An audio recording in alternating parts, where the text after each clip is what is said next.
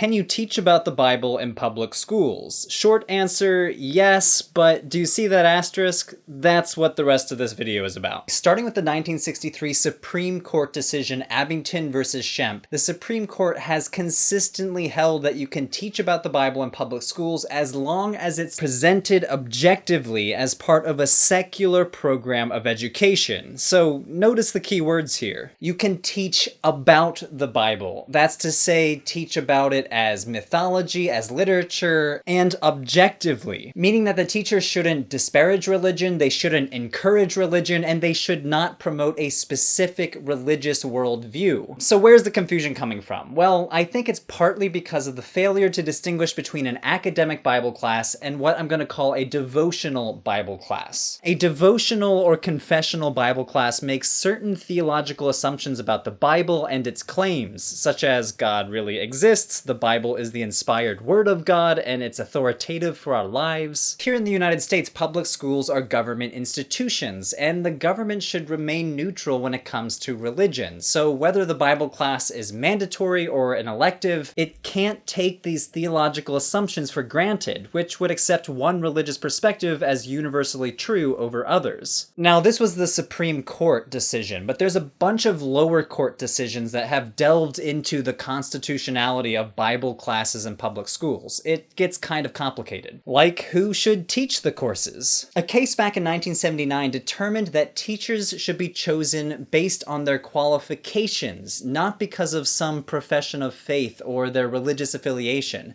And here I'll just add that these qualifications should require some sort of college education about the academic study of the Bible. The teacher should know a thing or two about ancient Near Eastern culture if they're going to teach the Hebrew Bible, and they should know a thing or two about Greco-Roman culture of the 1st century AD if they're going to teach the New Testament. And which Bible are you going to use? The Protestant Bible with its 66 books? Are you going to include the Deuterocanonical books with 1st Maccabees and Tobit? Or are you going to use the Hebrew Bible, which doesn't even have the New Testament? The choices that a teacher makes here might signal to their students which Bible is normative, which one is the right Bible, or the Bible that we should take for granted.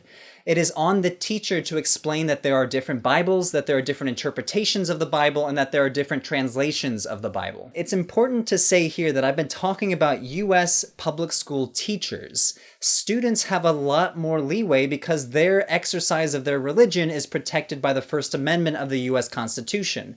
So despite any rumors you might have heard from pundits or politicians, students at public schools can pray in school, they can read their sacred scriptures, in this case the Bible, and students are even allowed to hand out religious literature and host religious groups on school grounds as long as other groups are allowed the same access. This is because of the Equal Access Act passed in 1984. And here I'll be quoting from a pamphlet jointly published by the Religious Freedom Center and the Bible Literacy Project. Student religious groups at public secondary schools have the same right of access to school facilities as is enjoyed by other comparable student groups. Under the Equal Access Act, a school receiving federal funds that allows one or more student non-curriculum related clubs to meet on its premises during non-instructional time may not refuse access to student religious groups. So for example, if you host a Super Smash Bros. Club on campus and you're allowed to hand out flyers to invite people to that club, the school cannot legally single out and regulate religious groups.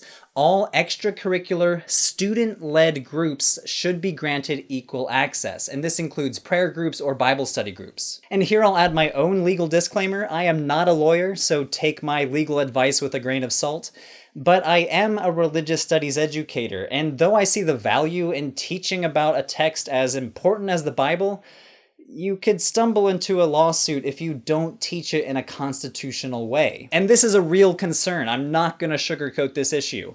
One expert in Bible literacy, Dr. Mark Chancey, has found that tons of public schools teach unconstitutional Bible classes. In one study, he analyzed over 60 Bible courses taught in Texas public schools between 2011 and 2012 and found that most of them crossed the constitutional line by promoting certain religious perspectives over others, and religion over non-religion. And though he determined a lot of these courses probably just stemmed from well-intentioned teachers, a lot of them seem to come from overt religious commitments. So among some of these mistakes, he found Bible courses that requires students to read Christian apologetics, depict the Bible, including miracle stories, as unproblematic history, present Christian theological interpretations of the Hebrew Bible as the normative interpretation. So I'm not going to stand here and pretend that a Bible literacy course in your public school is unproblematic. It's super tricky. But if your school determines that it's an important subject to teach, the onus is on the school administrators and the teachers to learn the academic study of the Bible and know how to teach that approach to their specific classroom, which might have students from all different religious and non-religious backgrounds. I'd be curious to hear your own experience though. Have you ever taken a Bible class at a public school? Are you a teacher of a social studies class or an ancient history class that has struggled when approaching the Bible?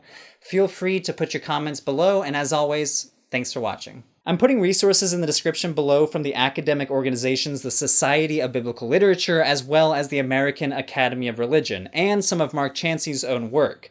If you are a student, a teacher, or a concerned parent, I can't recommend these resources enough. And as always, thanks for watching and supporting the show, and I'll see you next time.